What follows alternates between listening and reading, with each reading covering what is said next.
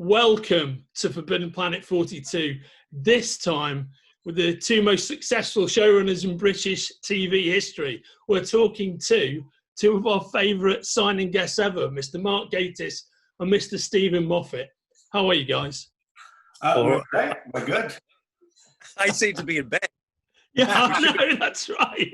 We should really be doing this like Eric and Ernie, shouldn't we? That would be so fantastic. Stan and Ollie. Brilliant. There I am.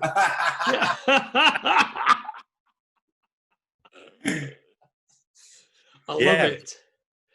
Yeah, well, yeah. Actually, yours is one of the last of these that I'm recording. So I think bed is a fitting place to wind up in. Always. It's always the right place to be, right? So, gents, when did you first become aware of Forbidden Planet? I was aware of it as a shop. I mean, I can't remember the first time I saw it or stood in it or anything remarkable like that. But I remember there being a shop like that in London. Was it Denmark Street? Was it the Denmark Street? Yeah, Tin Pan Alley for sure.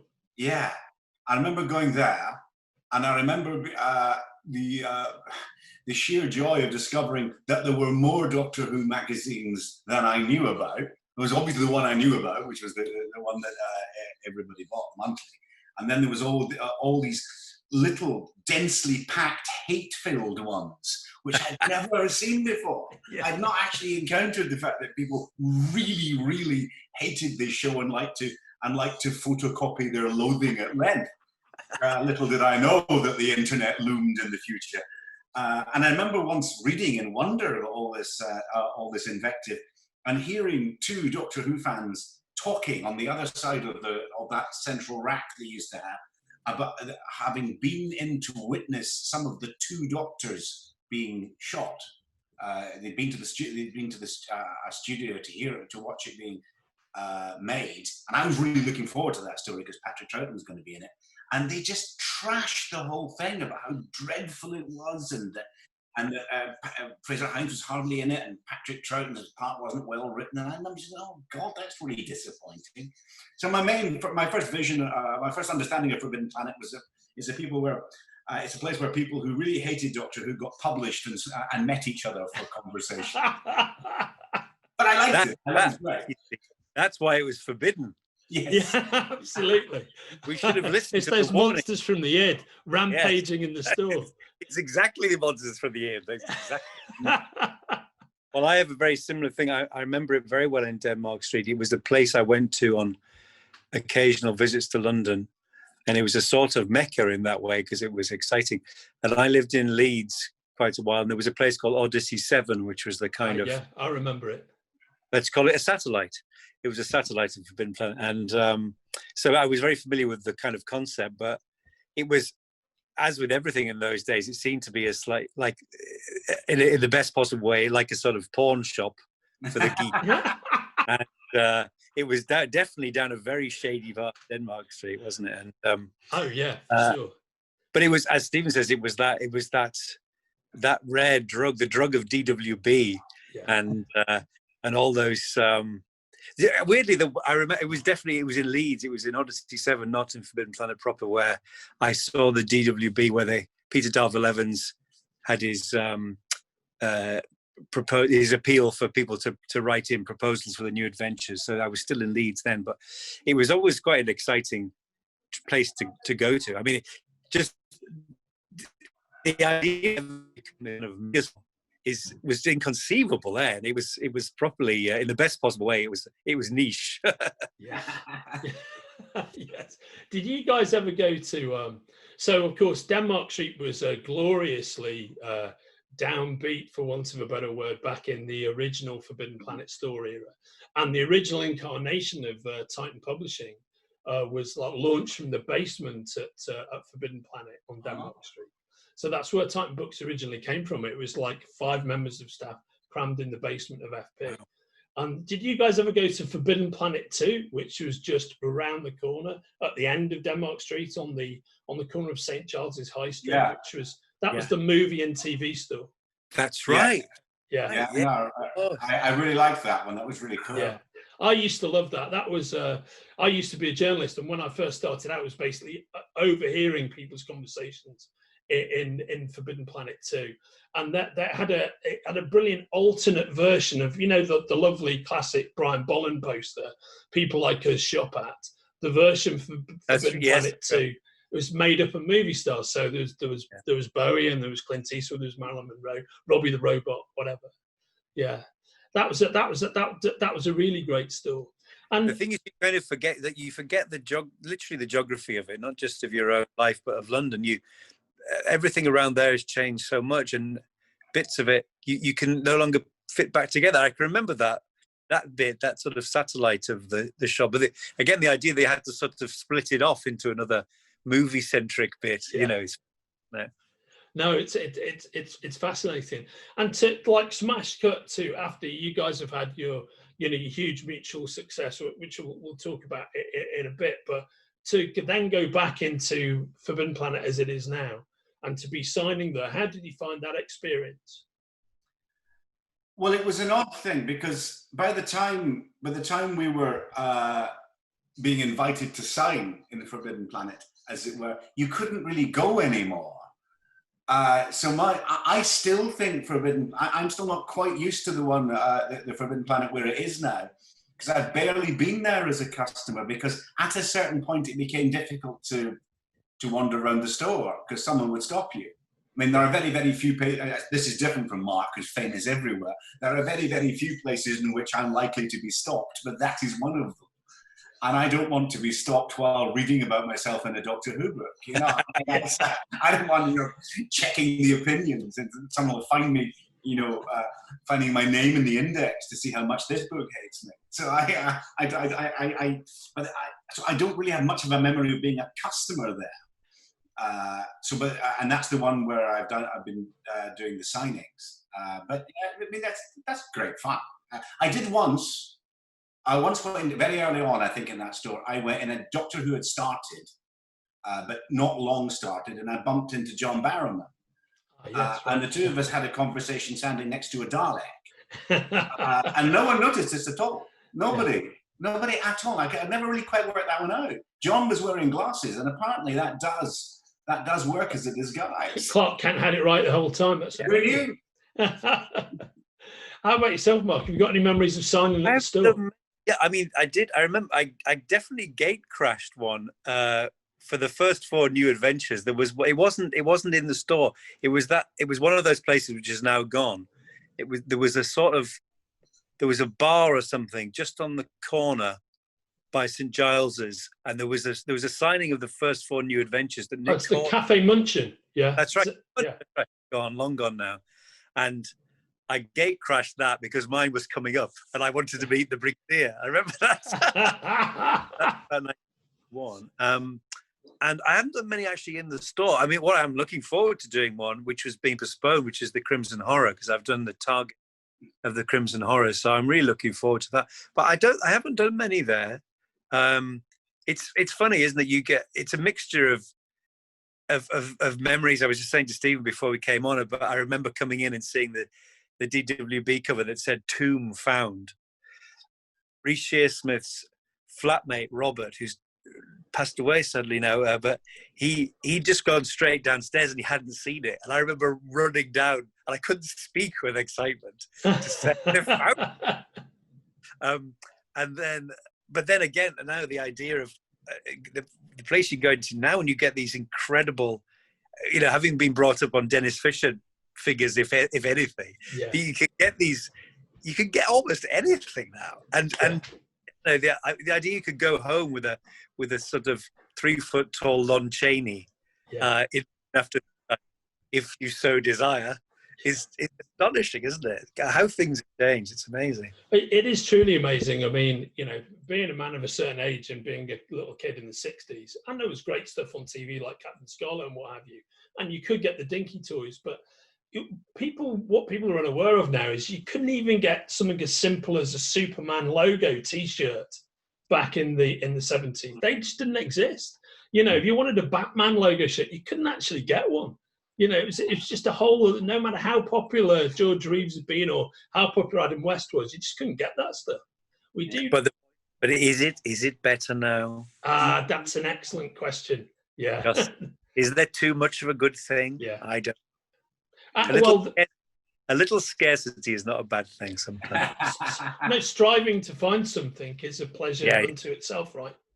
Yeah. A little scarcity, that explains Sherlock's scheduling, doesn't it? A little scarcity is a good thing. That's the underlying philosophy. Yeah. Well said. Now, by the way, I've got a very swift anecdote about that experience of you can't go anywhere. You're not being able to go into Forbidden Planet, Stephen. You won't remember this, but I remember it very clearly. A couple of years ago, I run the booth at San Diego, and I was on my way. I've met you there a few times. I was on my way to set up the booth, right? And I was walking through Seaport Village, taking the back entrance to get into the convention center in San Diego.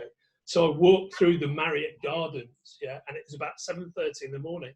And you're sat there writing, and you looked up, and I saw you and said, "Hey, Stephen, how are you?"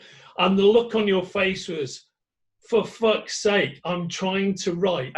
I thought nobody would know who I was. I'm sat here. Could you please leave me alone? And you were polite, but your mouth was polite, but your eyes were pleading with me just to go away. Oh God, I'm sorry. That was. I always loved going to San Diego, and I really miss it. But it was always at the peak of my work cycle. It was always. I was just going around with the computer and opening it any place, getting up. I used to get up about 5:30 in the morning and go down to the poolside. Yeah, so I wouldn't disturb anyone, yeah. and just tap away endless nonsense about Doctor Who. Mate, sorry about my eyes. I instinctively understood, but which is what I told my companion who was with me. I was going, "Oh, well, that's Stephen Moffat. He's the writer and producer of Who. He's going to be in the middle of writing an episode. That's why he was distracted." So everybody gets it. My bad memory of those times is that Stephen was always, if I was there or not, but you were always locking yourself in a room playing Christmas carols, because it always seemed to be the Christmas special. Yes, that's right. Yeah. Of course. At 45 degrees. I would turn up the air conditioning to the most ridiculous arctic. I would close all the curtains and play the music so that I could try and write something for Christmas. Always Christmas. So you guys had very long, super productive and successful careers before you started working together. When did you first become aware of each other, and what was the initial connection? Was it Who, or was it before that? We met at a party, didn't we, Steve? We met at a PBJ party, my legal gentleman management, and Stephen and Sue were there. This is how I remember it. And Sue Virtue, Stephen's wife, was working for Tiger Aspect at the time. Was that right, Stephen? No, this is all wrong. I can tell you exactly where we first met. Yeah. No, I've got it. Sorry, it's the cinema, isn't it? It's the cinema. Yes. Yeah. I take it back. Well, there was also a party around the same time, but it was the cinema. Yes, of course it was. Go on. I'll cue this up. It was Sue and I were having a particularly grim intro to Christmas for some reason. I forget why. I don't think we were married yet, and we decided to go and see It's a Wonderful Life at the Curzon in town. And as we came through the door, Sue waved to someone, and I heard from the other end of the room, "You once called me a warped, frustrated old man. Well, what are you but a warped, frustrated young man? Look at you. You used to be so cocky." and Lionel Barrymore was there. Amazing. Yeah, that's a totally thing. So that was our first meeting. That was, and then we met. Is that right? Was she waving at me then? She knew you. She knew you, yeah. But only slightly, because she was still at PBJ then. She was still at Tiger Aspect then. So she knew you in the way that Sue actually knows everybody. Thereafter, we just kept bumping into each other because we were both in the comedy world and both in the Doctor Who, wannabe world. That's what we do. Our mutual hobby would be, we're always at PBJ parties in those days. We would find whichever BBC executive was near, who was vaguely vaguely possibly could bring back Doctor Who, and eventually we drunkenly push them into a corner and demand that they bring it back. I can distinctly remember doing it to John Flower and Jeffrey Perkins, God rest his soul. Some people who had only a very tenuous link to the possibility of it coming back. But that's what we used to occupy ourselves with, wasn't it, in those days? Yeah. Hey, for the benefit of our viewers, could you break down the PBJ acronym? Peter Bennett Jones. It's management company and also connects to Tiger Aspect.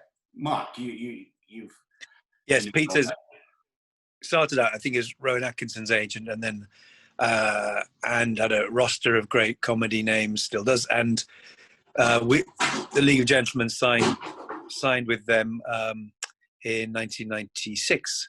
So that's how. And there was their production arm at that stage was Tiger Aspect, and I think Sue worked for Tiger and PBJ at the time. So that's why we're always at the same parties haranguing people. But we also, on I think a couple of occasions, by sheer coincidence, turned up and more or less sat next to each other in theatres. I think we were being channeled together in some strange way. Yes, culminated, of course, with the train journey to Cardiff, and that was, but it was an amazing time. I mean, again, I literally woke up this morning with a chilling thought that the gap between Doctor Who coming back and now is essentially the Stones of Blood, isn't it? That's where we are. How can that be? So some of our memories, which are obviously already blurring, are the equivalent of looking at black and white photographs from the 10th anniversary special. They've become so distant. Yeah.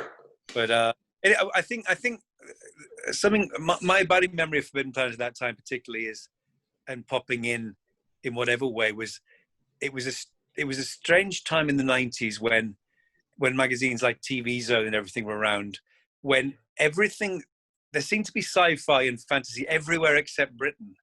I remember reading through those magazines, and they're about SeaQuest and things. I just had no interest in those. There seemed to be a group shot of the same cast in slightly different uniforms. Yeah, that's it.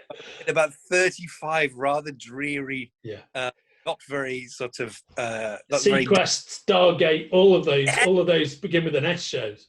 No, thank you. Yeah. And then the amazing thing happened, obviously in the early 2000s, when suddenly there was, because of Doctor Who, but there was this sort of feeling of something had happened again. And then this incredible thing we're living with now, the geek inherits the earth. And I talk about this a lot, but you can't really use the word cult about what we used to be interested in. It is absolutely the mainstream, isn't it? Yeah. I mean, something we talk about a lot at FP is the fact that, essentially for people like ourselves who've been into this stuff our entire lives, I'm from Liverpool originally, and I grew up in a world that was dominated by football. I knew one other guy in the Liverpool suburb that I grew up in who was into the same things as me, and it was completely alien to everybody else, and now, of course, popular culture, cult, whatever you want to call it, is the most dominant entertainment force alongside sport in the world. And I think that's an incredible place to be. And the guys at FP are always describing it as the rest of the world has caught up to us, and that's kind of what it feels like. Mm. Oh, it does. So when did you guys realise, working on Who, that you had that kind of creative chemistry that you could then actually, what gave birth to Sherlock from the Who experience? Well, that Star Trek episode of Mock Time? Yes, it was absolutely. Like that. We did. I was going through the Pon Farr, and then Stephen and I had to have a fight to death with those great long, lumpy sword things, Yeah, I think it was like that, as I remember. Now that you've said it, I certainly want it to be like that. I used to love. They did it brilliant, I think, in Futurama or The Simpsons, where they actually used that brilliant piece of incidental music. That great. I love that. The Star Trek fight music, classic stuff. Yeah. Normally accompanied by Shatner kicking somebody in the chest. That 1 foot chest kick as well, Yeah, that's right. Yeah. The one I used to love doing as a kid was the mystery music, which usually came after "What is love, Love? What is love, Cap?" Which was the sort of zithery. Yes. I love that. But yeah, I'm going to tell the Pond Far story instead of the train story because I'm sick of it. That's better. I think that's phenomenal. I think I want that to just be the truth moving forward. So when you did make that, when you did find that you guys worked so well together, you know, and it turned out I hadn't been killed after all. Yeah. Yeah, that's right. Yeah, exactly. Jim, you're still alive. All of that. So when you look back, what was the original DNA of getting Sherlock together? Because Sherlock's a show that quite rightly everybody in the nerdosphere, everyone in the Conan Doyle sphere loves. It was I know you guys know this was kind of an amazing achievement to do what you did and have it be so true to the spirit of Conan Doyle at the same time. When you look back on it, how'd you feel about it all? And how did it all come together in the first place? And are you pleased with what you ultimately achieved? That's a lot of questions in one. You can answer any one of those. Well, it's an odd thing when something because I suppose the one overarching answer is Sherlock is actually a very small number of people. It's a major franchise made in a garden shed. It's a small group of people, so it always feels quite intimate and homely, like we're making jam or something. And yet it became almost, actually genuinely instantly, this huge and very shortly after that international success, which makes you which is an odd feeling. So you kind of think, well, this is our thing. You don't all get to have all this chatter about it. This is a thing we do. And we certainly didn't think it was going to be this kind of rock star of a show at all. We thought it was good, and that beard stroking people would approve of it and it'd get an award in Poland. That's what we thought it would be. And we'd have been very happy with that, by the way. That would have been absolutely fine. We did not expect it to become instantly a phenomenon, and Benedict to go from a man with a very funny name to being the most famous person on the planet and parts of the moon. Just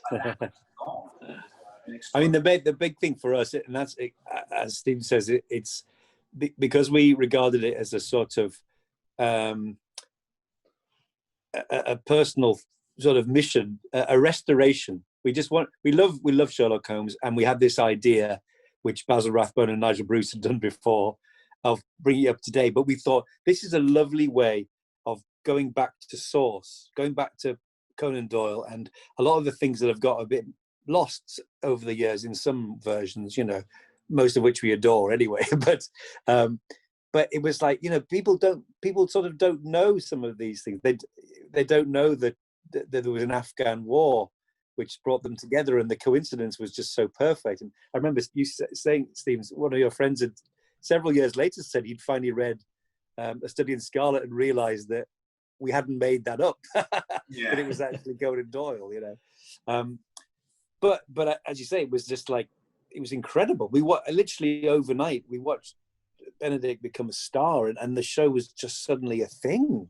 So that, by the next week, we were already nervous about its reception, but we just thought it was going to come and go, really. So, and those things, you can't plan for them. They come once in a lifetime, really. And then you're just grateful that all the stars have aligned at the same time.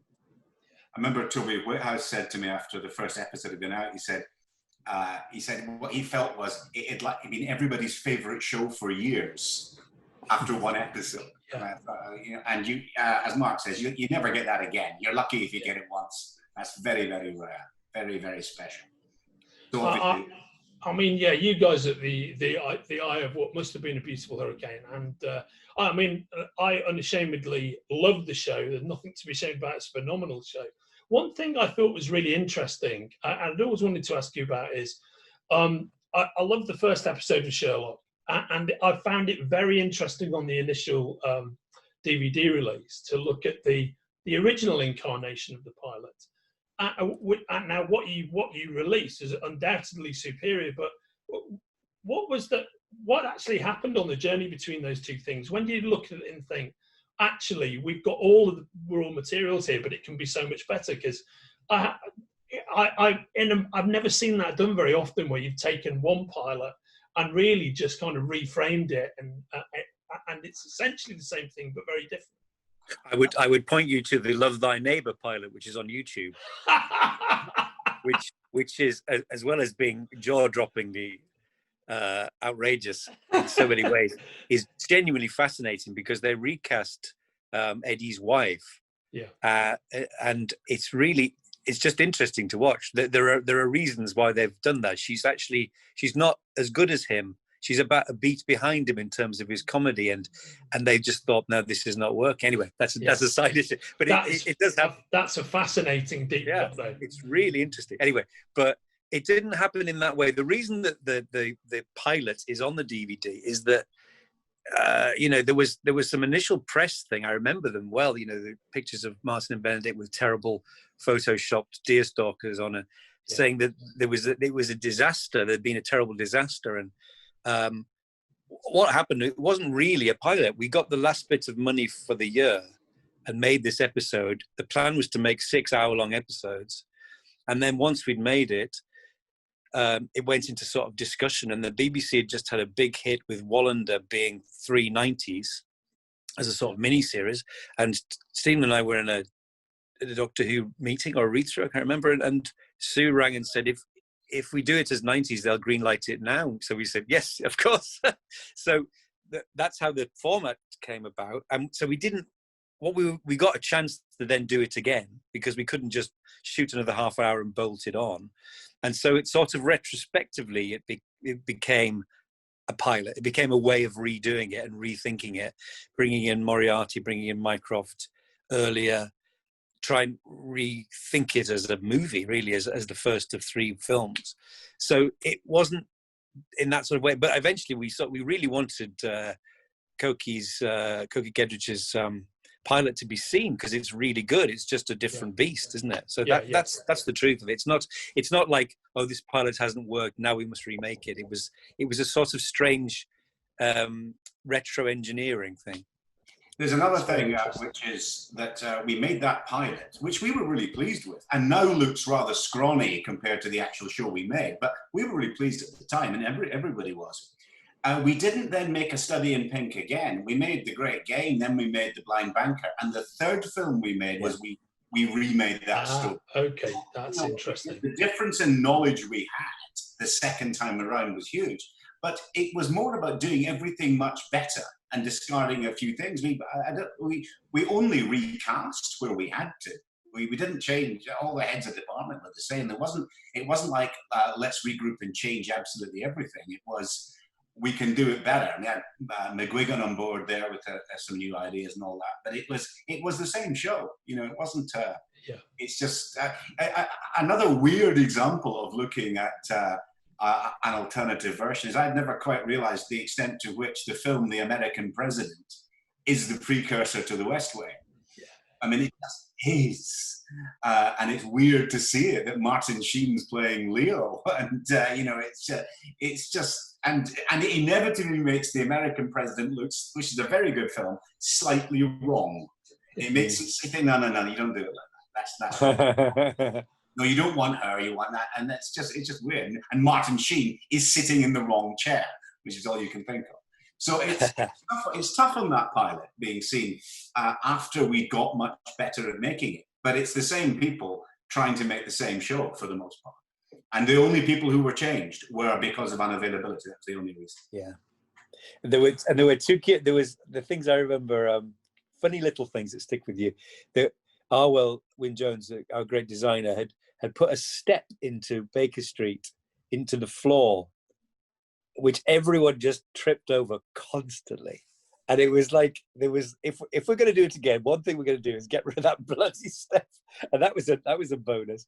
But another weird thing was there was a bit in Baker Street with Benedict and Martin where the music rose to this wonderful action call to action thing, and then they stayed for like another 5 minutes. I remember every time we watched the pilot going, They should have gone by now. Yeah. And there was nothing we could do about it Yeah. until we redid it. And then suddenly it was like, right, we're going to get this right now. This is where they definitely leave the flat. I think the thing is, sorry, carry on, please. Benedict wearing jeans as Sherlock Holmes. Yeah. We really were modernizing him, and at a certain point, and this was a continual process with that character, was saying, no, it's all right for him to be a bit more Victorian. You know, curiously enough, he got more formal. And over the years we were writing Sherlock, his dialogue became more and more like Doyle dialogue. Every year it was slightly more Doyle, because Benedict talks that way anyway. So we were using more and more direct quotes, whereas there was much more of an attempt to sort of modernize him in ways that didn't completely work in the past. I thought, as a fan, as a viewer, that and as a big Conan Doyle fan, that from the get-go, the thing that always really landed with me was how much it felt like authentic Conan Doyle, despite everything that you did with it. And I know the source material is it's sort of incandescently powerful stuff, but by the same token, I thought pulling off that trick was amazing, and that felt very satisfying to me. That it felt so authentic while being modern, because if you watch the Rathbone and Bruce, and I love those, they don't feel authentic. They feel like something else. Feel like something was needed of its time. World War II propaganda, or whatever. But I thought what you guys did was great. There was a cheek and a brio to the Rathbone Bruce films that is authentic to the stories that the more reverential versions of Sherlock Holmes never get. The moment you treat Sherlock Holmes as a sort of heritage thing, it's rather slow-paced and grand, and let's look at this lovely Victorian furniture. It's wrong, because Sherlock Holmes isn't like that. Sherlock Holmes is fast and pulpy and cheeky and funny, which is why the best Sherlock Holmes film ever made is, in my view, and Mark's too, the Private Life of Sherlock Holmes. Here. Well said. Yeah. He's a great Sherlock Holmes, isn't he? Stephen's just brilliant. Do you know? It's a comedy. There's no question that film is a comedy. And there's a very useful piece of information about Sherlock Holmes there. Sherlock Holmes is a comedy. There's loads of laughs in the original stories. Watson and Holmes, every time they introduce the deductions are so often funny. And if you miss that, you miss everything. And Watson is hugely the butt of the joke. So often. I tell you what, here's a strange sideline there, and I can only say this because I literally read it yesterday. I got lost on a fantastic Twitter thread about the 1975 classification of Nessie as a real plesiosaur. Do you remember that? Sir Peter Scott. I even remember the name. It was called Nesisteras bombopteryx. Ness monster with diamond-shaped fin. Remember, they'd taken these sonar pictures in Loch Ness of a diamond-shaped fin. And there was also this really terrifying picture, all peaty water from very deep in the loch, which looked like a demon. I remember being actually frightened of it. I was 9 years old. It was like, I don't want to look at that. It is almost certainly the lost head of the Wilder and Diamond monster from The Private Life, because they started shooting it on the loch, the monster sank, and they had to restage it in the tank at Pinewood. And that's probably what it is.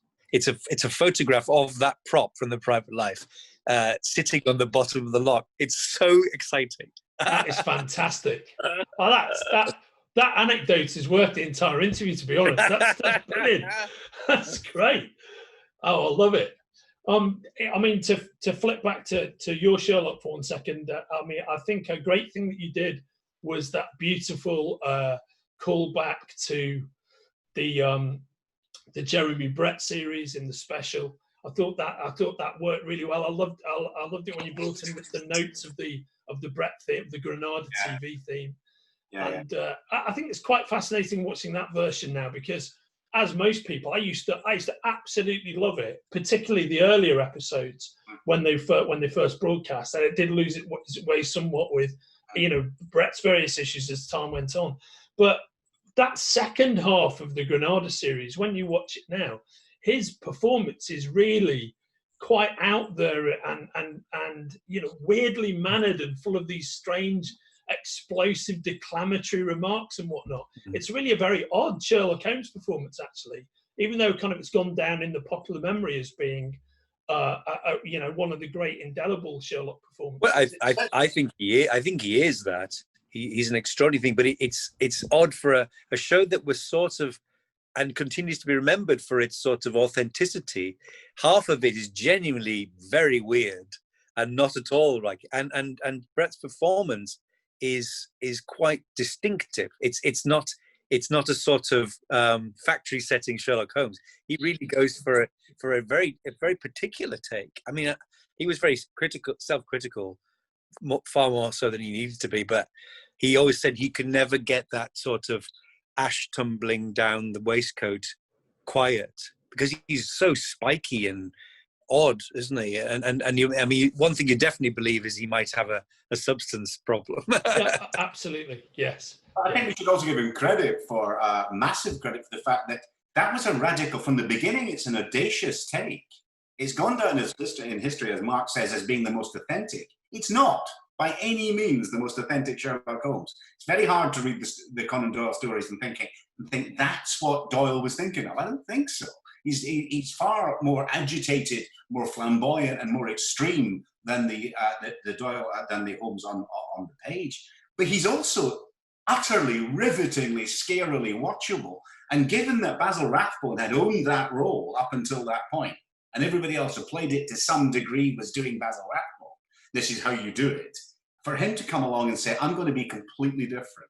I'm not going to be like that. I'm going to take a huge risk and reframe Sherlock Holmes completely. That's the work of a great actor. Just walking in and deciding, no, it's going to be like this. It's owning the role. It's because the point of playing these parts isn't to try and be exactly like it was in the book. That's kind of hopeless and boring. What it is to say, I am so authentically Sherlock Holmes, you will never doubt that I'm the real thing. And I'd say what Basil and Jeremy have in common is whatever points of divergence you can identify from Doyle, when they're on screen, you think that's the real Sherlock Holmes. Absolutely. That's not an actor pretending to be Sherlock Holmes. That's the real one. And if it's different from the book's wrong. Well said. Did you guys get to see the stage show? The yes. Sherlock Holmes. Yeah. Me too. And I thought that was just wonderful. That's a great 2-3 hours in the theatre. It was a terrific, brilliant performance. A wonderful waterfall they created just with that smoke coming down. I thought that was genius. And of course, Jeremy Brett unleashed on stage. I saw it at the beautiful Bradford Alhambra, which is the perfect setting for this Edwardian performance. He was absolutely wonderful. I remember also the brilliant thrill of just seeing the watch deduction from Sign of 4 done by them, something we were never going to see because it's from their early days together, and it was just fantastic. I'm so glad to have seen that. I also met Jeremy Paul, who wrote it and was one of the great adapters. I did a radio interview just when Sherlock was coming out, and he was on promoting something else, ironically enough, and he died shortly afterwards. But it was just a lovely sort of moment to sort of feel like the baton was moving, you know. Yeah. He at the end of the performance we saw, he signed a headshot for my mum, and he's still with us now at a great age. But this is a treasured moment of hers because he consistently referred to her as "dear lady" when he was talking to her. Oh, it's such a beautiful touch, and he was completely in character. You know, he wasn't Jeremy Brett; he was Jeremy Brett as Sherlock Holmes, signing everybody's pictures and whatnot. It's really lovely. And that kind of arcs into something I wanted to ask you guys about. I think the strength of all the productions you worked on together is that your casting has been so bang on, and I'm convinced that the whole bunch of things that really allowed Sherlock to blow out. But the fact that Benedict and Martin are so on point in those roles, the fact that everybody's so on point in those roles, and something you did in Sherlock, Mark, which I've always loved, is that your Mycroft has that kind of sinister quality to him that that is often missing, and he hasn't been portrayed that often. But when he has been, I think they somehow fail to get to that. I thought maybe Christopher Lee had a bit of was kind of quite sinister also. But again, what you both have in common is you're quite slender guys, as opposed to the way Mycroft is in the books. It's entirely Christopher Lee. We took a leaf from the Wilder and Diamond film, because it was almost like that's where Doyle would have gone if he'd done another Mycroft story, which is that, you know, he's a minor part of the British government. He's got an amazing brain, but he's too lazy to do anything. But oh no, he is the British government. Yeah. And then the third one would have been, and actually sometimes the British government is not what you think it is. I love that exchange, that beautiful exchange, when they have the bottle of wine from the year of Waterloo in private life, and Sherlock talks about how the Diogenes Club is basically the front for the Secret Service, and they turn up looking for the abominable snowman and all. I'd love to see that adventure. Oh yeah, that'd be phenomenal. But yes, it was completely that, and the idea that they might have a sort of spikier relationship and not be as kind of cozy as they sometimes are, you know. So yes, entirely from that. So flipping onto Dracula for a second, how did you find? Am I pronouncing his name correctly? Claes Bang. Is that right? Is it Claes Bang? Yeah. Yeah. So how did you find him? The casting director. Oh yeah. Yeah, well, we got a very brilliant casting director, Kate Rose James, and we said we gave her the impossible brief, which was Dracula has to be compellingly handsome, incredibly charismatic, and not all that young. And we'd rather they weren't famous already, because you can't own a part if you're already known for something else. Benedict can't now be Dracula because he's Sherlock Holmes or he's Doctor Strange or whatever. So that's an impossible brief, because people like that will be well known by now. There aren't that many in the world. So and on the first list she sent in, she circled the name Claes Bang and said, "I think this guy is really interesting." And I just got it. I watched the scene from the square. Sue was just coming home, and I said, "Sue, come and look at this." And I texted Mark, and Mark had a look. We just thought, well, that's it. There he is. There's Dracula, look. And there wasn't really much conversation after that, because nobody else could be all those things at once. 6'5", ridiculously handsome, looks as though he should have been a film star since he was 12. And yet hasn't been, is now really. You know, it just all those qualities at once, with a slightly off-kilter English accent. Mark was always very keen in saying, he shouldn't look English. He shouldn't be an English person, because, you know, Dracula is not English. Dracula should be foreign. Yeah, it was. That's, again, I mean, talking about great influences, the brilliant Gerald Savory, Philip Saville version with Louis Jourdain. Yeah, that's phenomenal. Crawling up the castle walls, that's super creepy. Yeah. It's so brilliant. It's the most authentic one, and yet it still takes its clever liberties. But one of the things they got so completely right was Louis Jourdain, because he's actually very distinctively French, but what he is definitely is English. He's other, and he has a wealth of European strangeness in his pitch black eyes and his quiet voice and his wonderful pointy fingernails, which we nicked again, because like that's a detail you want to, you know, he looks beautiful, but his looks are just sliding, and he's got this clerical look, and he's incredibly well mannered, but when he puts his hand out to take yours, his fingernails are disgusting. That's what Dracula should be. He's sort of superficially dashing, Byronic, but he probably stinks of the grave, I think.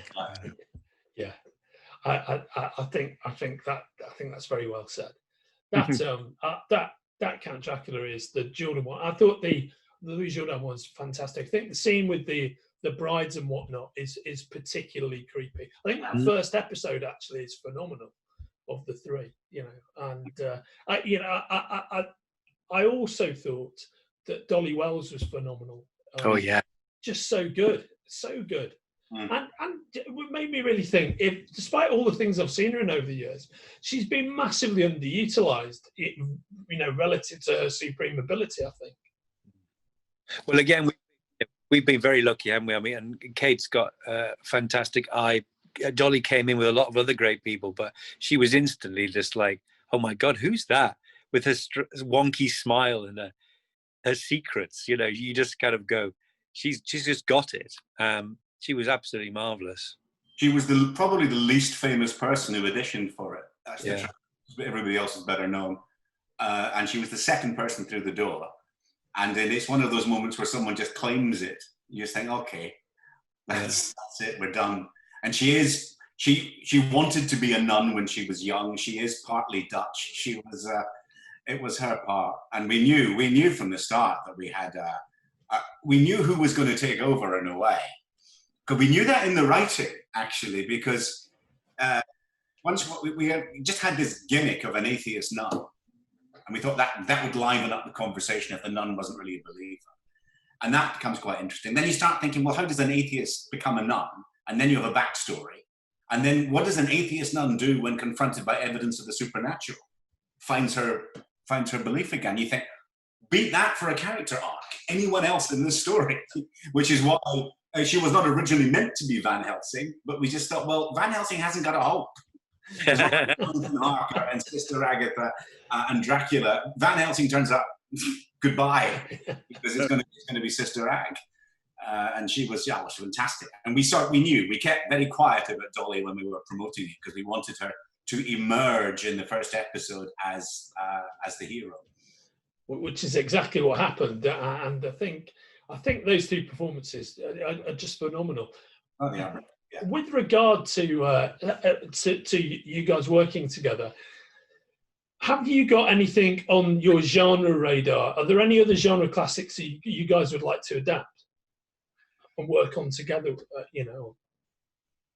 It's not really like that. That's the thing. It's not a list. I mean, we joke about this because, I mean, Dracula started as a sort of joke that we came back from shooting Sherlock, just started series 3, and I had a picture on my phone of Benedict silhouetted against the door when he comes back from the dead, and he had his collar up, and I said, it looks like Dracula, isn't it? And the then head of drama commissioning said, do you want to do it?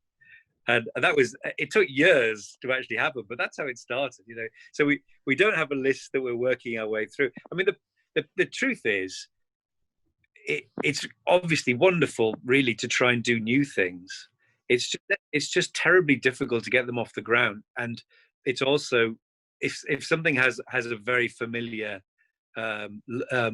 brand, it's easier to say it's this again, or it's and that's of course what most studios want, is the same but different. Yeah, and that's why Spider-Man is remade every month now. Yeah, yeah.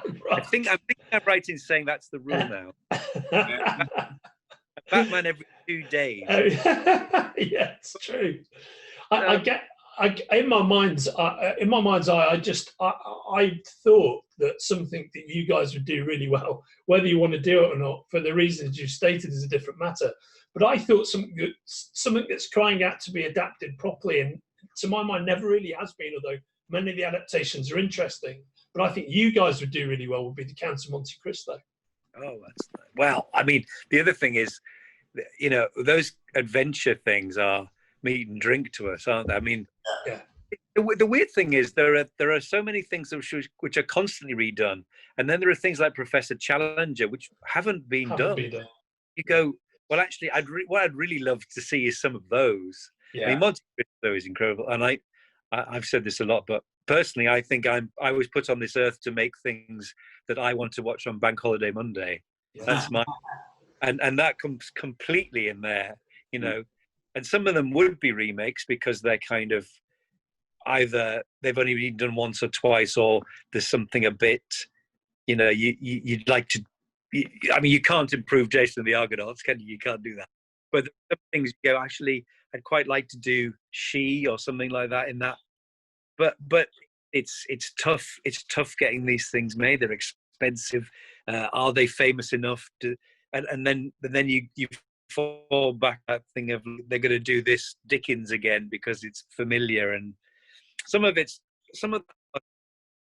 think, but there's so many wonderful things like that in that boys' own kind of area, I think, which, you know, and you can, you can easily forget how brilliantly written something like Monte Cristo is, or Three Musketeers, or Treasure Island.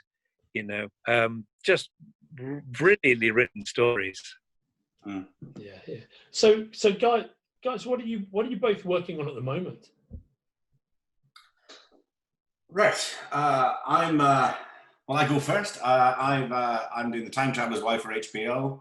I'm doing what I'm writing right now is a 4-part thriller called Inside Man, which will be for the BBC, with another co-producer yet to be revealed.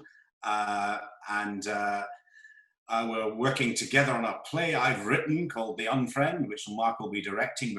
That should be running right now, but apparently there's some sort of lurgy going around and we can't go to the theatre anymore. So it'll be next year, hopefully. And I'm sort of starting to wonder what I should write after what I'm writing right now. I'm quite undecided. I'm looking at a couple of old projects actually that I abandoned just before I started Doctor Who, and I think some of them are quite good. So I might revert to one of those. Awesome. I'm writing a thing which I can't talk about yet. It's always exciting. I've written a horror film in lockdown, which I'm excited about. Yeah. I read it. Terrific. Yeah. And don't know, but it's weird. Again, I mean, we were talking about this before, the effect of COVID on the year that never was. I'm taking a year off my age. I don't know about you. And but it's just we're in a very new world. We're in a different situation.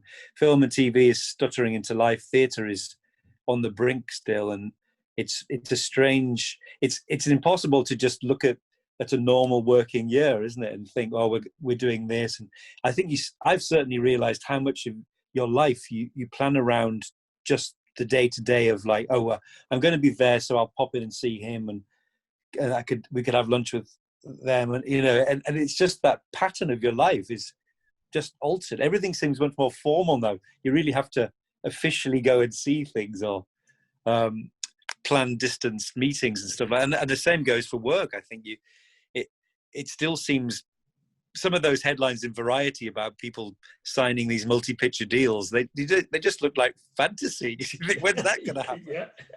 But obviously things are happening. They're shooting Jurassic World now, aren't they? And it's up and running. So I think, you know, as Sylvester McCoy said, time will tell. It always does. And that's a spectacular note to close out on. Thank you, Mark. And thanks very much, both of you, for, I know you're really busy dudes, and thanks for cutting out the hour to speak to me about this. I really appreciate it. Not at all. It's a pleasure. And it's always a pleasure having you over at the store. So please come and visit us when it is once more. We're once more able to do that. It'd be lovely to see you both. No, it's forbidden. It's forbidden. Yes, it's forbidden. That's right. Ooh, yeah. When will you learn? He's been dead these 10 years, you superstitious fools. Well said. Happy birthday, Forbidden Planet. Oh, thank you very much. Thank you. That's very much appreciated. You have been watching Forbidden Planet 42 with the unbeatable Stephen Moffat and the unbelievable Mark Gatiss. Thank you very much, guys. I really appreciate it. Take care. All the best. Cheers.